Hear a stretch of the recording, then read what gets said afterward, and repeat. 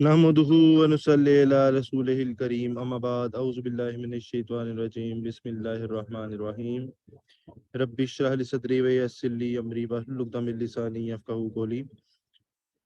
آج ہم سٹارٹ کر لگے ہیں سورۃ بنی اسرائیل کی ورس 40 سے آنورڈ۔ تو لیٹ می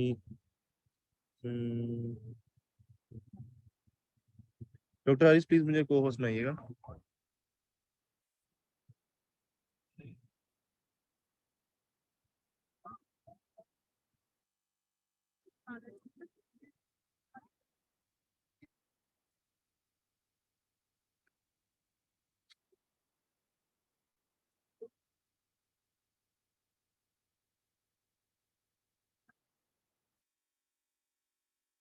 سٹارٹ کرتے ہیں۔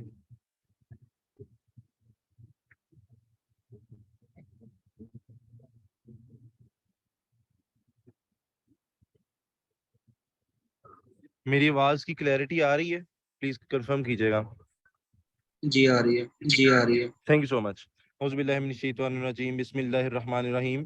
ہم نے اس قرآن کو طرح طرح سے لوگوں کو سمجھایا کہ ہوش میں آئیں، مگر وہ حق سے اور زیادہ دور ہی بھاگے جا رہے ہیں۔ دیکھیں اللہ تعالیٰ کتنے کلیئرٹی کے ساتھ ایک بات بیان کر رہا ہے کہ اللہ تعالیٰ نے اس قرآن میں طرح طرح سے لوگوں کو سمجھایا ہے، ٹھیک ہے، مختلف آسان طریقے سے اللہ تعالیٰ بارہا مختلف وے سے، کبھی پرانی قوموں کی مثالیں دے کے، کبھی ڈائریکٹ تنبیہ کر کے، کبھی مختلف طریقوں سے انعام بتاتے ہیں اللہ تعالیٰ کے انعام، کن لوگوں کو انعام دیا گیا ہے، کن لوگوں کو سزا دی گئی ہے، مختلف زاویوں سے مختلف طریقوں سے سمجھایا جا رہا ہے۔ جس طرح ایک ٹیچر اپنے اسٹوڈنٹس کو مختلف طریقوں سے ایک ہی پیٹرن جو ہے، ایک ہی الگورتھم جو ہے مختلف طریقوں سے سمجھاتا ہے، آسان کر کے سمجھاتا ہے، مختلف طریقوں سے سمجھاتا ہے۔ اللہ تعالیٰ اسی طریقے سے کہہ رہا ہے کہ ہم نے اس قرآن میں طرح طرح سے لوگوں کو سمجھایا ہے، ٹھیک ہے، انسان کو طرح طرح سے سمجھایا ہے، لیکن پرابلم کیا ہے کہ پھر بھی کر کیا رہے ہیں آگے سے کہ وہ حق سے اور زیادہ سے زیادہ دور چلی جا رہے ہیں۔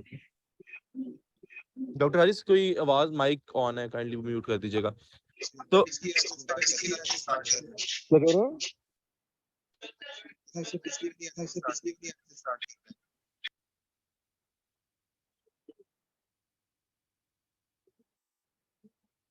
ٹھیک ہے، سوری۔ اب دیکھیں اللہ تعالیٰ ارشاد فرمایا ہم نے اس قرآن میں طرح طرح سے لوگوں کو سمجھایا ہے کہ ہوش میں آ جاؤ، مگر وہ حق سے اور زیادہ دور بھاگی چلی جا رہے ہیں۔ اس طریقے کہ آپ بچوں کو سمجھائیں اور وہ آگے سے بلکہ باغی ہو جائیں، ٹھیک ہے۔ اب دیکھیں اللہ تعالیٰ نے اتنے واشگاہ فرمانے ہیں اور ہم لوگ آگے سے کیا کر رہے ہیں کہ بھائی قرآن جو ہے نا وہ اتنا مشکل ہے کہ عام بندہ انڈرسٹینڈ نہیں کر سکتا۔ اس کی بہت بڑی ایک کامن ایگزامپل ہے کہ اللہ تعالیٰ اتنے طریقے سے سمجھا رہا ہے اور انسان آگے سے کیا کہہ رہا ہے کہ وہ دور سے دور بھٹکتا چلا جا رہا ہے، قرآن پڑھتے نہیں ہیں اور اپنی طرف سے دین میں ایڈیشنز کرتے جا رہے ہیں۔ جو قرآن پاک میں جن چیزوں کو پرائیورٹی دی گئی ہے اس کو نگلیکٹ کر رہے ہیں اور اپنی طرف سے ہی دین میں ڈیلیشنز کر رہے ہیں، چیزیں ایڈ بھی کر رہے ہیں اور ریموو بھی کر رہے ہیں۔ آگے اللہ تعالیٰ ارشاد فرماتا ہے اے نبی محمد صلی اللہ علیہ وآلہ وسلم، ان سے کہو کہ اگر اس کے ساتھ دوسرے خدا بھی ہوتے جیسا کہ لوگ کہتے ہیں تو وہ مالک عرش کے مقام پر پہنچنے کی ضرور کوشش کرتے۔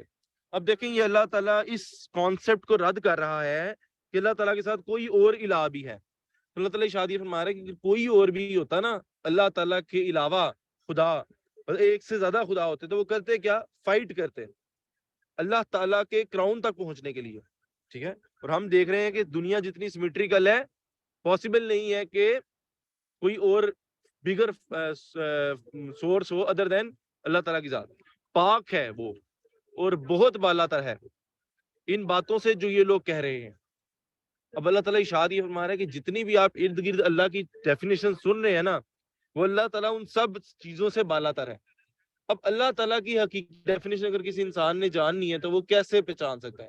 اگر آپ کے پاس کوئی شخص آتا ہے وہ کہتا ہے کہ جی ڈیفائن کریں اللہ تعالیٰ، میں اللہ تعالیٰ کو جاننا چاہتا ہوں، میں چاہتا ہوں کہ اللہ تعالیٰ سے محبت کروں میں، تو وہ کیسے کرے گا؟ ٹھیک ہے، تو اللہ تعالیٰ کو جاننے کا طریقہ کیا ہے؟ سراسر قرآن پاک کا مطالعہ کیا جائے۔ جس شخص نے اللہ تعالیٰ کو جاننا ہے، اللہ تعالیٰ سے محبت کرنی ہے، تو وہ کرے گا کیا کہ وہ قرآن پاک پڑھ کے پڑھنا شروع کر دے گا اور اس پہ غور و خوض کرے گا۔ کیونکہ اللہ تعالیٰ کو بیسٹ ڈیفائن کون کر سکتا ہے؟ اللہ تعالیٰ کی ذات.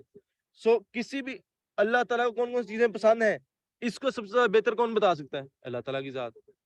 تو اللہ تعالیٰ کی ذات کن چیزوں کو پسند کرتی ہے کن چیزوں سے نفرت کرتی ہے اس کا فیصلہ کون بتائے گا؟ اللہ تعالیٰ کی ذات. اور اللہ تعالیٰ کس طرح بتا رہے ہیں ہمیں؟ اس قرآن کے ذریعے. کوئی انسان نہیں بتا سکتا کہ اللہ تعالیٰ کو کیا پسند ہے کیا ناپسند ہے, صرف اللہ کی کتاب ہی بتا سکتی ہے. اب آگے چلتے ہیں.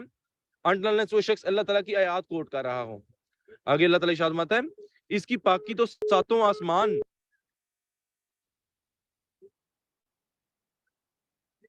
اس کی پاکی تو ساتوں آسمان اور زمین اور وہ ساری چیزیں بیان کر رہی ہیں جو آسمانوں زمین میں ہیں. کوئی چیز ایسی نہیں جو اس کی حمد کے ساتھ اس کی تسبیح نہ کر رہی ہو. اللہ تعالیٰ ارشاد فرماتا ہے کہ آسمانوں اور زمین میں ہر چیز اللہ تعالیٰ کی تسبیح ہی بیان کر رہی ہے. اس کی بڑی ایک کامن اگزامپل جو ہم لوگ پہلے بھی دیتے رہے ہیں وہ اس طرح ہے کہ دیکھیں سورج اپنے محور میں چل رہا ہے, چاند اپنے محور میں چل رہا ہے, وہ اپنی جگہ سے نہیں ہلتے, ٹھیک ہے کہ نہیں؟ الا یہ کہ مطلب آپ نے اپنے سراؤنڈنگ میں دیکھا ہی ہے کہ چاند اپنے محور کے راؤنڈ موو کر رہا ہے, 28 دن کا جو ایک سرکل ہے وہ پورا کر رہا ہے. سورج اپنے مطابق چل رہا ہے, یہ ذرہ رتی برابر بھی اوپر نیچے نہیں کر رہا. تو یہ بیسیکلی اللہ تعالیٰ کی بندگی ہی ہے, اللہ تعالیٰ کی باتیں ماننا ہی ہے, اور یہی اللہ کی حمد و ثنا ہے. لیکن ساتھ اللہ تعالیٰ بتا رہے ہیں مگر تم اس کی تسبیح سمجھتے نہیں ہو, کہ اللہ تعالیٰ کہہ رہے ہیں تم غور و خوض نہیں کرتے. ایک بات. دوسری بات ہے کہ وہ اپنی زبان میں اللہ تعالیٰ کی حمد و ثنا بیان کریں. جس طرح ہم لوگ سبحان اللہ کہہ رہے ہیں وہ بھی اپنی زبان میں سبحان اللہ کہہ رہے ہیں, لیکن تم تک آواز نہیں آ رہی. حقیقت یہ ہے کہ بڑا ہی بردبار اور درگزر کرنے والا ہے. آگے اللہ تعالیٰ ارشاد فرماتا ہے جب تم قرآن پڑھتے ہو تو ہم تمہارے اور آخرت پر ایمان نہ لانے والوں کے درمیان ایک پردہ حائل کر دیتے ہیں. دیکھیں جو یہ بات ہے نا کہ اللہ تعالیٰ ایک پردہ حائل کر دیتے ہیں, کہ جب انسان قرآن پڑھنا شروع کرتے ہیں نا تب انسان کو ریلائز کرنا شروع ہوتا ہے. آپ کو آیات آپ پڑھتے ہیں اور آپ کو ہٹ کرتی ہیں بہت ساری آیات, آپ کہتے ہیں کہ میں تو میسمرائز ہو کے رہ گیا, میں حیران ہو کے رہ گیا ہوں کہ اس نے میرے دل کو اتنا چھوا ہے. لیکن وہی آیات آپ دیکھتے ہیں کہ اپنے ارد گرد لوگوں کو ذرا بھی ہٹ نہیں کر رہی ہوتی, انہیں ذرا بھی جہنم کا خوف نہیں آ رہا ہوتا, جنت کی کوئی بھی تڑپ نہیں ہو رہی ہوتی. آیات پڑھ کے ان کے پر رتی برابر بھی اثر نہیں ہو رہا ہوتا. اب انہیں اللہ کی آیات سناتے ہیں اور وہ آگے سے آپ کو اپنی خام خیالیاں اور اپنے ہی مرفوضات اور اپنی ہی کہانیاں سناتے ہیں کہ ہمیں تو نہیں لگتا کہ اللہ تعالیٰ اس طرح کا ہے, ہمیں تو نہیں لگتا کہ اللہ تعالیٰ اس طرح کرے گا. اپنی طرف سے قصے کہانیاں بیان کرتے ہیں, اپنی امیدوں اور آرزوؤں کے لیے بیٹھے رہتے ہیں, ٹھیک ہے. اور اللہ تعالیٰ کی جو باتیں ہیں اس پہ دھیان نہیں دیتے کہ اللہ تعالیٰ نے کتنا سخت وعید دی ہے مختلف کاموں پہ. سود کی ہی مثال لے لیں کہ اللہ تعالیٰ نے کتنی سخت وعید دی ہے سود کی, اور آگے سے ہم بڑا آسانی سے کہتے ہیں کہ سود کے بغیر کام نہیں چل سکتا. رشوت کے بارے میں کتنی سخت اللہ تعالیٰ نے وعید دی ہے, اور ہم لوگ بڑی آسانی سے کہتے ہیں رشوت کے بغیر کام نہیں چل سکتا. ہماری خام خیالی ہی ہے نا. جب تم قرآن پڑھتے ہو تو ہم تمہارے اور آخرت پر ایمان نہ لانے والوں کے درمیان ایک پردہ حائل کر دیتے ہیں. اللہ تعالیٰ اس پردے کی بات کر رہے ہیں کہ ان کو پتہ نہیں لگ رہا ہوتا کہ کتنی سگنیفیکنٹ چیزیں ہیں یہ, اور ان کے دلوں پر ایسا غلاف چڑھا دیتے ہیں کہ وہ کچھ نہیں سمجھتے اور کانوں میں گرانی پیدا کر دیتے ہیں. اور جب تم قرآن میں اپنے ایک ہی رب کا ذکر کرتے ہو تو وہ نفرت سے منہ موڑ لیتے ہیں. دیکھیں اب اللہ تعالیٰ شادیاں فرما رہا ہے کہ ان کو سمجھ کیوں نہیں آتی. تو ایک چیز جو آپ کو ہٹ کر رہی ہے, جو ہر انسان کو ہٹ کرنی چاہیے, ان کو ہٹ نہیں کر رہی. اس کی کیا وجہ ہے؟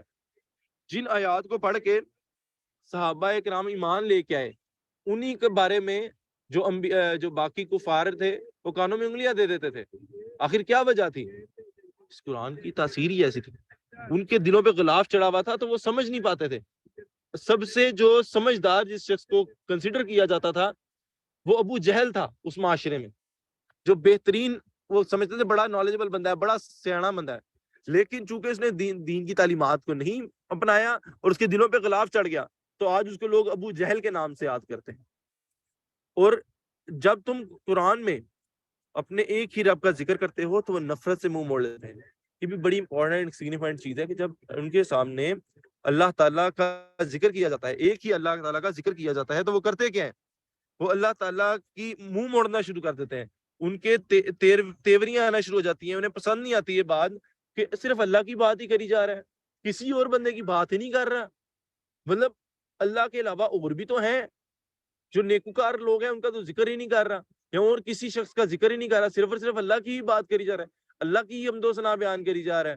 ہمارے معبودوں کو جن لوگوں کو ہم نے جن لوگوں کو رہنما بنایا ہوا ہے، ہم لوگوں نے جن کو پیشوا بنایا ہوا ہے، ان کا ذکر ہی نہیں کر رہا، صرف اور صرف اللہ کی بات ہی کر رہا ہے۔ یا ہم نے دنیا میں ہمارے جو باس ہے، جو دنیا کے جو کام ہے اس کی بات ہی نہیں کر رہا، ہر ٹائم دین کی بات کری جاتا ہے، دنیا کی بات نہیں کرتا، تو منہ بناتے ہیں اس بات سے، نفرت سے۔ آگے اللہ تعالیٰ فرماتا ہے ہمیں معلوم ہے کہ جب وہ کان لگا کر تمہاری بات سنتے ہیں تو دراصل کیا سنتے ہیں، اور جب بیٹھ کر باہم سرگوشیاں کرتے ہیں تو کیا کہتے ہیں۔ یہ ظالم آپس میں کہتے ہیں کہ یہ ایک سحر زدہ آدمی ہے جس کے پیچھے تم لوگ جا رہے ہو۔ اب دیکھیں یہ تو بات ہے نبی صلی اللہ علیہ وسلم کے دور کی، شان نزول کی اگر ہم بات کریں وہ تو نبی صلی اللہ علیہ وسلم کا دور ہی ہے، لیکن چونکہ ہمیں پتا ہے کہ قرآن پاک کی ہر آیت کون سی ہے، یہ 1400 سال پرانی کتاب ہے، لیکن یہ 1400 سال پرانے لوگوں کے لیے نہیں ہے، اس میں موجود ہر چیز ہر انسان کے لیے راہ ہدایت ہے، کوئی بھی چیز ایسی نہیں ہے جو ایکسٹرا ہو اس کتاب میں۔ ہم اس کو سوچیں کہ ہمارے پہ کیسے اپلیکیبل ہے۔ دیکھیں ہمیں معلوم ہے کہ جب وہ کان لگا کر ہماری بات سنتے ہیں تو دراصل کیا سنتے ہیں، اور جب بیٹھ کر سرگوشیاں کرتے ہیں تو کیا کہتے ہیں۔ یہ ظالم آپس میں کہتے ہیں کہ یہ ایک سحر زدہ آدمی ہے جس کے پیچھے تم لوگ جا رہے ہو۔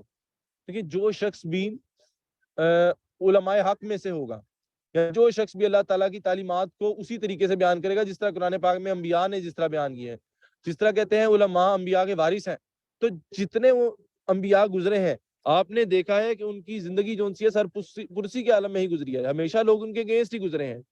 تو وہ علماء جو ان سے ہیں وہ ان انبیاء کے سرپرست ہوں گے جو حق بات بیان کرتے ہیں، اور ان کے جو وہ ہمیشہ سے لوگ ان کے میجورٹی ان کے اگینسٹ ہوگی، اور لوگ جو ان سے ہیں ان کو ریٹیلیٹ بہت زیادہ کریں گے، جس طرح انبیاء کے ساتھ ہوتا رہا ہے۔ تو آج بھی جو بھی کوئی حق بیان کرے گا اس کے ساتھ اس کے اگینسٹ اسی طریقے سے ایلیگیشن لگنا شروع ہوں گے۔ آگے اللہ تعالیٰ فرماتا ہے دیکھو کیسی باتیں ہیں جو یہ لوگ تم پر چھانٹتے ہیں، یہ بھٹک گئے ہیں، انہیں راستہ نہیں ملتا۔ ٹھیک ہے، اللہ تعالیٰ شادی فرما رہا ہے کہ ان لوگوں کو نا راستہ ہی نہیں ملتا، یہ راستے سے بھٹک گئے ہیں۔ وہ کہتے ہیں جب ہم صرف ہڈیاں اور خاک ہو کر رہ جائیں گے تو کیا ہم نئے سرے سے پیدا کر کے اٹھائے جائیں گے۔ اللہ تعالیٰ شادی فرمایا کہ یہ لوگ کلیم یہ کرتے ہیں کہ جب ایک دم ہم ڈیتھ ہو جائے گی تو کیا ہم نئے سرے سے اٹھا سکتا ہے کوئی ہمیں۔ ان سے کہو تم پتھر ہو یا لوہا بھی ہو جاؤ، یا اس سے بھی زیادہ سخت کوئی چیز ہو، تمہارے ذہن میں قبول حیات سے بعید تر ہو، پھر بھی تم اٹھ کر رہو گے۔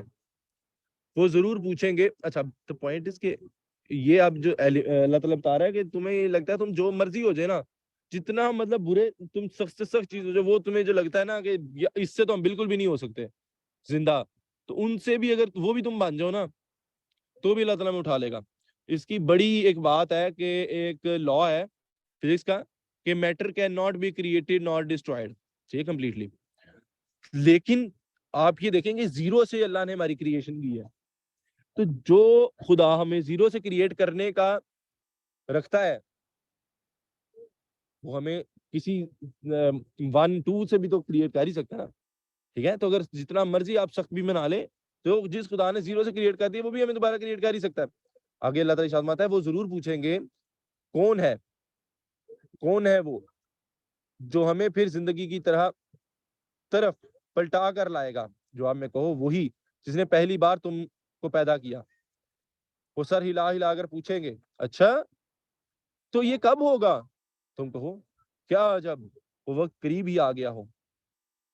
آگے اللہ تعالیٰ فرماتا ہے جس روز وہ تمہیں پکارے گا تو تم اس کی حمد کرتے ہوئے اس کی پکار کے جواب میں نکل آؤ گے، اور تمہارے گمان اس وقت یہ ہوگا کہ ہم بس تھوڑی دیر ہی اس حالت میں پڑے رہیں۔ اس کے بارے میں جو بات کہی جاتی ہے وہ یہ ہے کہ انسان اپنی جب سائرن ہوگا، جب کال کی جائے گی تو سارے انسان اپنی قبروں سے نکلیں گے اور عرفات کی میدان کی طرف دوڑے چلے جائیں گے، اور اس ٹائم سورج سوا نیزے پہ ہوگا اور پاؤں میں چپل تک نہیں ہوگی، سر پہ کچھ سایہ دار چیز بھی نہیں ہوگی، اور انسان تھک جائے گا لیکن رک نہیں پا سکے گا اور دوڑا چلے جائے گا۔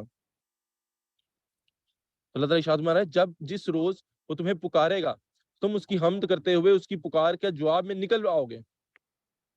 اگر ارشاد فرماتا ہے اور اے محمد صلی اللہ علیہ وآلہ وسلم میرے بندوں سے کہہ دو کہ زبان سے وہ بات نکالا کریں جو بہترین ہو. اللہ تعالیٰ شادی فرما رہا ہے کہ جب بھی تم نے بات کرنی ہے نا تو بات وہ کرنی ہے جو بہترین ہو. ٹھیک ہے, پریزنٹیبل بات کرنی ہے, کبھی بھی چیپ بات, کبھی بھی بلو دا بیلٹ بات, کبھی بھی لغو بات نہیں کرنی. آپ نے کوشش ہمیشہ یہی کرنی ہے کہ بہترین آپ کی زبان سے جو القابات نکلیں وہ بہترین ہی ہوں. ٹھیک ہے, کہہ دو کہ زمین میں سے اچھا سوری جو بہترین ہو وہ بات آپ نے کرنی ہے. اور یہ تبلیغ کا بھی اصول سب سے زیادہ امپورٹنٹ یہ ہے کہ آپ نے جب بھی بات کرنی ہے تو بہترین انداز بات کرنی ہے. اگر کوئی سائنٹیفک بندہ ہے تو اس سے سائنٹیفک میں بات کریں, اگر ویسے بندہ ہے تو آپ اس سے ویسے میں بات کریں. دراصل یہ شیطان ہے جو انسانوں کے درمیان فساد دلوانے کی کوشش کرتا ہے. حقیقت یہ ہے کہ شیطان انسان کا کھلا دشمن ہے. اللہ تعالیٰ ارشاد فرما رہا ہے کہ سب جو مین اینیمی ہے نا تم لوگوں کا, انسانوں کا, وہ شیطان ہے. تو شیطان کو اینیمی سمجھنا بڑا امپورٹنٹ ہے. دیکھیں آپ لائف میں کسی بھی شخص جس کو آپ اینیمی سمجھتے ہیں نا اس کے ساتھ محبت نہیں کریں گے, اس کی کام نہیں کریں گے. جس سے آپ محبت کریں گے اس کی پیروی کریں گے, اس کے کام کریں گے. ہم نفرت کرتے ہیں, ہمارا دشمن ہے شیطان, اور ہماری محبت اور الفت ہے حضرت محمد صلی اللہ علیہ وآلہ وسلم کے ساتھ. لیکن اگر ہمارے طرز عمل سے دیکھا جائے تو ہمارے طرز عمل شیطان کی پیروی کی طرف زیادہ جاتا ہے, نبی صلی اللہ علیہ وآلہ وسلم کی ذات کی طرف پیروی کی طرف کم جاتا ہے. تو ہم جتنا مرضی عاشق رسول کے نعرے لگا لیں, اصل عاشق شیطان ہی ہیں پریکٹیکلی اسپیکنگ. ہم کسی بھی نان مسلم کو یہ نہیں کہہ سکتے کہ آپ ان مسلمانوں کے حالات دیکھیں تو آپ کو پتہ لگے کہ اسلام کیا ہے. ہم یہ ضرور کہتے ہیں کہ قرآن پاک کو آپ پڑھیں تو وہ آپ کو ٹرو پکچر آف اسلام دکھائے گا, لیکن ہم مسلمانوں کے بارے میں یہ کلیم نہیں کر سکتے.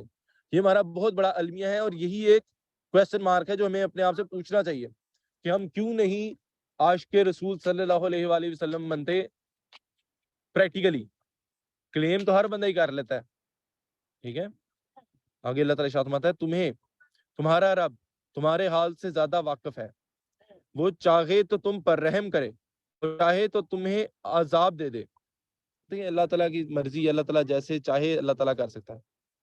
اس کی بڑی خوبصورت حدیث ہے کہ نبی صلی اللہ علیہ وآلہ وسلم ایک دفعہ صحابہ کے درمیان بیٹھے تھے, تو نبی صلی اللہ علیہ وسلم نے ارشاد فرمایا کہ تم میں سے کوئی شخص بھی اپنے اعمال کی بنیاد پر جنت میں داخل نہیں ہوگا.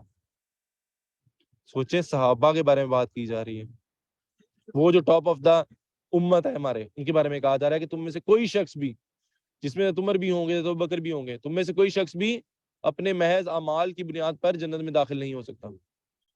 صحابہ میں سے ایک بندے نے جرأت بھر کر کے پوچھ لیا کہ کیا نبی صلی اللہ علیہ وسلم آپ بھی؟ یہ ایک عاشق رسول کو یہ بات بڑی غور طلب کرنی چاہیے, بات سوچنا چاہیے. نبی صلی اللہ علیہ وسلم کی ذات سے پوچھا صحابہ نے کیا آپ بھی, تو انہوں نے کیا جواب دیا؟ ہاں میں بھی محض اپنے اعمال کی بنیاد پر جنت نہیں جا سکتا جب تک اللہ تعالیٰ نے مجھے اپنی رحمت میں نہ لپیٹ لیا. تو دیکھیں اس کے بعد وہ کہتے نا کہ ہماری کیا اوقات ہے, ہم جتنا مرضی 30 مار خان ہو, جتنا مرضی ہم دین کی خدمت بھی کر لیں, ہم جتنی مرضی تہجد پڑھ لیں, نمازی ہو جائیں, پرہیزگار ہو جائیں, پھر بھی at the end of the day ہونا کیا ہے کہ تمہارا رب تمہارے حال سے زیادہ واقف ہے. وہ چاہے تو تم پر رحم کرے اور چاہے تو تمہیں معاف کر عذاب دے. تو اس میں علم کا تکبر اور جو نمازوں کا تکبر ہے اس سے بھی منع فرمایا گیا ہے. ٹھیک ہے, اور مایوسی سے بھی منع کیا جا رہا ہے کہ تم نے گناہ کر لے تو اس سے مایوس نہیں ہونا, توبہ کرنی ہے اور اللہ تعالیٰ سے اچھے کی امید کرنی ہے. اور اے نبی صلی اللہ علیہ وآلہ وسلم, ہم نے تم کو لوگوں پر حوالہ دار بنا کر نہیں بھیجا ہے. تو نبی صلی اللہ علیہ وسلم کو کہا جا رہا ہے کہ you are not responsible for these people. Similarly ہم میں سے کوئی بھی ایک دوسرے کے لیے ریسپانسبل نہیں ہے. یس, ہمیں دوسرے کی تلقین ضرور کرنی چاہیے, صبر کی تلقین کرنی چاہیے, حق کی تلقین ضرور کرنی چاہیے. کیوں؟ کیونکہ وہ ہمارے لیے ضروری ہے, نہ کہ اس بندے کے لیے ضروری ہے. ٹھیک ہے, تو ہمیں کسی کے لیے رسپانسبل نہیں ہے, ہم لوگ اپنے لیے ہی رسپانسبل ہیں. آگے اللہ تعالیٰ فرماتا ہے تیرا رب زمین اور آسمانوں کی مخلوقات کو زیادہ جانتا ہے. ہم نے بعض پیغمبروں کو بعض سے بڑھ کر مرتبے دیے ہیں, اور ہم نے ہی داؤد کو زبور دی تھی. اب اللہ تعالیٰ ارشاد فرماتا ہے کچھ انبیاء کو, رسولوں کو اللہ تعالیٰ نے زیادہ چیزیں دی ہیں, کچھ کو کم دی ہیں. ان سے کہو پکار دیکھو ان معبودوں کو جن کو تم خدا کے سوا اپنا کار ساز سمجھتے ہو, وہ کسی تکلیف کو تم سے نہ ہٹا سکتے ہیں نہ بدل سکتے ہیں. دیکھیں اللہ تعالیٰ ارشاد یہ فرما رہا ہے کہ تم جس بھی معبود کو پکارتے ہو نا اللہ کے سوا مدد کے لیے, تم ان کو پکار کے دیکھ لو, وہ کسی تکلیف کو تم سے نہ ہٹا سکتے ہیں نہ بدل سکتے ہیں. ٹاپ آف دا لائن اس کی مثال جو سی ہے وہ اسپیشلی جو ہمارے اہل تشیع جو فرقے سے بلانگ کرتے ہیں مسلک سے, وہ کیا علی مدد کہتے ہیں. دیکھیں اللہ تعالیٰ کا ارشاد ہے ان سے کہو پکار کے دیکھ لو ان معبودوں کو جن کو خدا کے سوا اپنا کارساز سمجھتے ہو. تو اگر ہم حضرت علی رضی اللہ عنہ سے یہ ایکسپیکٹ کر رہے ہیں کہ وہ ہماری مدد کر سکتے ہیں تو اللہ تعالیٰ ارشاد ہے پکار کے دیکھ لو, وہ کسی تکلیف سے تم کو نہ ہٹا سکتے ہیں نہ بدل سکتے ہیں. تو علی رضی اللہ عنہ تو ٹاپ آف دا ولیوں کے ولی ہیں, ٹھیک ہے. اب اس کے بعد جو ہمارے یہاں پہ کانسیپٹ رائے جائے داتا علی گجویری, داتا نام ہی داتا جو ہے وہ دینے والے کا ہوتا ہے, تو کسی انسان کے لیے داتا کا لقب جو ہے دینا یہ بھی اٹ سیلف اسی شرک میں آ جائے گا. یا کسی ڈیڈ انسان کو پکارنا, بے شک وہ جتنا مرضی بڑا ولی ہو. اب میرے دادا ابو جو ہے میں ان کو سب سے زیادہ بڑا پیر سمجھتا ہوں, سب سے ٹاپ آف دا. اگر میں کسی انسان کو زندگی میں جانتا ہوں نا جو دین کے ساتھ مخلص رہا ہے اور دین کے ساتھ اٹیچڈ رہا ہے, وہ میرے دادا ابو ہیں. لیکن میں پھر بھی دادا ابو سے مانگ نہیں سکتا, اس سے زیادہ امپورٹنٹ, اس سے بھی زیادہ ٹاپ آف دا لائن ایک اور بات مثال دیتا ہوں میں. جو ہمارے فرشتے ہیں کرامن کاتمین, ٹھیک ہے, وہ انہوں نے کوئی گناہ نہیں کیا, فرشتوں نے کوئی گناہ نہیں کیا. ہم سب میں سے ہر ساروں کا ایمان ہے کہ فرشتے جو ان سے ہیں وہ اللہ تعالیٰ کی پاک کریشن میں سے ایک ہیں جنہوں نے کبھی گناہ نہیں کیا, لیکن ہم ان کو بھی پکار نہیں سکتے مدد کے لیے, ٹھیک ہے. تو کسی تکلیف کو تم سے نہ ہٹا سکتے ہیں نہ بدل سکتے ہیں. ایک اور بات بڑی امپورٹنٹ آگے آنے لگی ہے, جن کو یہ لوگ پکارتے ہیں وہ تو خود اپنے رب کے حضور رسائی حاصل کرنے کا وسیلہ کہ کون اس سے قریب تر ہو جائے, اور وہ اس کی رحمت کے امیدوار اور اس کے عذاب سے خائف ہیں. لیکن یہ بڑی امپورٹنٹ بات ہے کہ وہ تو خود اپنے رب کے حضور رسائی حاصل کرنے والے وسیلہ تلاش کر رہے ہیں. اگر ہم علی اجویری صاحب کی بات کریں, وہ بھی توحید کی بیان کرتے رہے ہیں, وہ بھی اللہ تعالیٰ کی رسائی حاصل کرنے کے لیے اللہ تعالیٰ کی مدد مانگتے رہے ہیں. جو غوث پاک جن کو کہا جاتا ہے وہ بھی اللہ تعالیٰ کی حمد و ثنا توحید کو بیان کرتے رہے ہیں, وہ بھی اللہ تعالیٰ کی مدد چاہتے رہے ہیں. اور اس سے زیادہ بڑھ کے ایک مثال دے دو میں آپ کو, حدیث مبارکہ ہے حضرت عمر رضی اللہ عنہ, انہوں نے حضور صلی اللہ علیہ وسلم کے چچا کو بلایا کہ آپ آئیں تشریف لائیں, ہمارے پاس کافی دیر سے بارش نہیں ہو رہی. ان کی سٹیٹمنٹ سنیے گا حضرت عمر رضی اللہ عنہ کتنی خوبصورت ہے. حضرت عمر رضی اللہ عنہ شاتماتے ہیں کہ جب آپ کے چچا نبی صلی اللہ علیہ وسلم ہمارے میں موجود تھے تو ہم ان سے درخواست کرتے تھے کہ وہ اللہ تعالیٰ سے دعا مانگیں. آج وہ ہمارے درمیان موجود نہیں ہے تو آج ہم نے آپ کو بلایا ہے کہ آپ کے اہل بیت سے نسبت ہے تو آپ دعا مانگیں. آپ امیجن کریں کہ حضرت عمر رضی اللہ عنہ کتنا عقیدے کی پختگی کی طرف ڈائریکشن دے رہے ہیں ہماری, کہ کوئی بھی شخص جو اس دنیا سے رحلت فرما گیا ہے اس سے مدد مانگنی نہیں ہے آپ نے اپنے جو نیک لوگ آپ میں موجود ہیں زندہ, آپ ان سے مانگ سکتے ہیں. کانسیپٹ دیکھیں حضرت عمر رضی اللہ عنہ حضرت حضور صلی اللہ علیہ وسلم کی ذات کو چھوڑ کے ان کے رشتہ دار سے دعا مانگ رہے ہیں اور کہہ رہے ہیں کہ وسیلہ لے رہے ہیں ان سے جو لیونگ ہے ان سے, یہ نہیں کہا کہ نبی صلی اللہ علیہ وسلم. تو یہ دیکھیں کتنا کلیئر کٹ کانسیپٹ حضرت عمر رضی اللہ عنہ نے دیا ہے ہماری امت کو.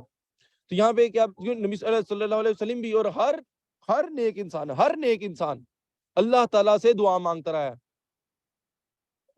ہر نیک انسان.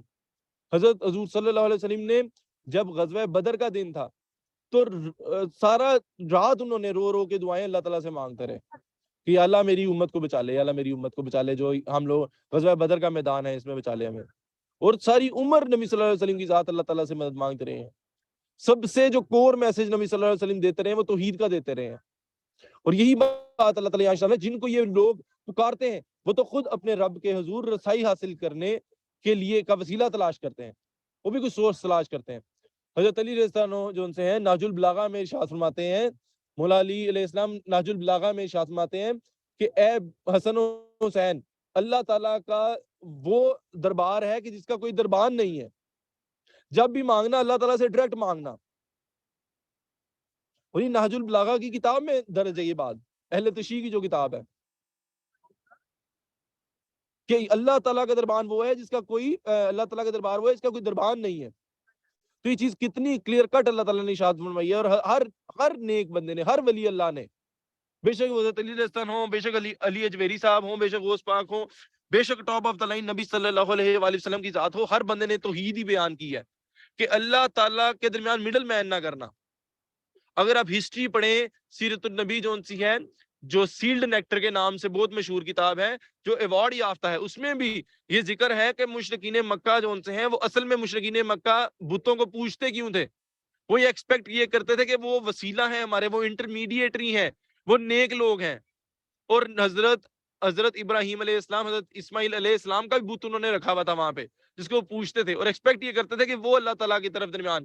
اور جب نبی صلی اللہ علیہ وآلہ وسلم نے فتح مکہ کی تو انہوں نے سب سے پہلے کا کام کیا, سارے بتوں کو اٹھا کے باہر پھینکا. ایون حضرت ابراہیم علیہ السلام, حضرت اسماعیل علیہ السلام کے نام کے جو بت تھے ان کو بھی اٹھا کے باہر پھینکا, ان کی جو فکر کی بنائی ہوئی تھی. سیلڈ نیکٹر نام کی کتاب ہے جو سیرت النبی کے اوپر ٹاپ آف دا لائن کتاب ہے جس کو کنگ فہد ایوارڈ بھی ملا ہوا ہے. تو یہ وسیلہ جو آیت بڑی امپورٹنٹ ہے, جن کو یہ لوگ پکارتے ہیں وہ خود اپنے رب کے حضور رسائی حاصل کرنے کا وسیلہ تلاش کر رہے ہیں کہ کوئی اس سے قریب ترک ہو جائے. ہر نبی, ہر پیغمبر اور سب سے زیادہ ولی اللہ, جتنے ولی اللہ ہیں وہ ہر کوشش ہی کرتے ہیں کہ اللہ تعالیٰ کے ساتھ قریب تر ہو جائے کسی طریقے سے. آگے اللہ تعالیٰ ارشاد ہے, اور کوئی بستی ایسی نہیں جسے ہم قیامت سے پہلے ہلاک نہ کریں یا سخت عذاب نہ دیں. یہ نوشتہ الہی میں لکھا جا چکا ہے. جو شخص بھی برائی کرے گا اس کو سزا مل جاتی ہے. جو قومیں بھی اللہ تعالیٰ کی نافرمانی کریں, عاد اور سمود کی ایگزامپلز ہمارے سامنے موجود ہیں. اور ہم کو نشانیاں بھیجنے سے, اب دیکھیں جتنی آیات ہم نے پڑھی ہیں اسپیشلی جو توحید کی, کیا اس کی شان نزول ہونے سے کوئی اس کے کانٹیکسٹ میں کوئی متن میں فرق پڑتا ہے؟ نہیں.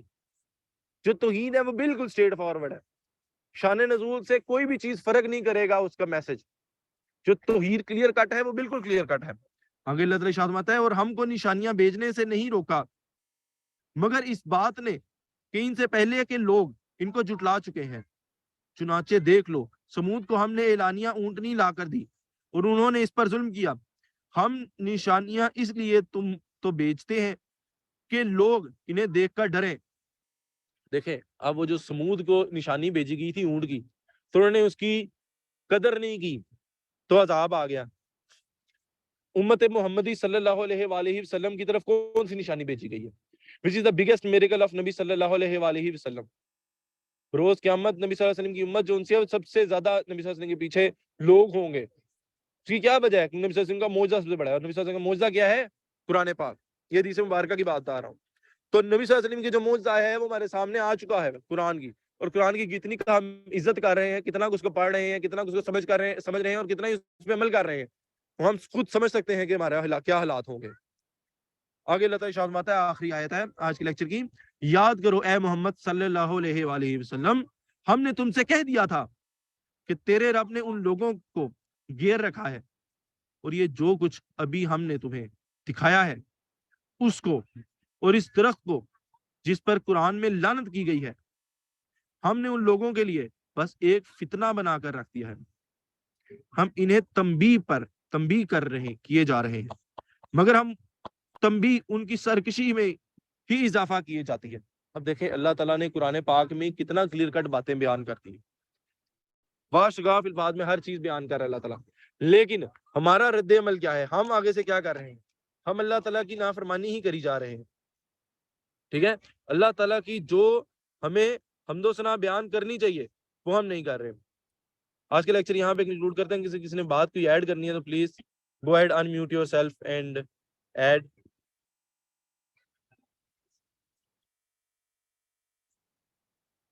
ڈاکٹر عارف کنکلوڈ کرتے ہیں.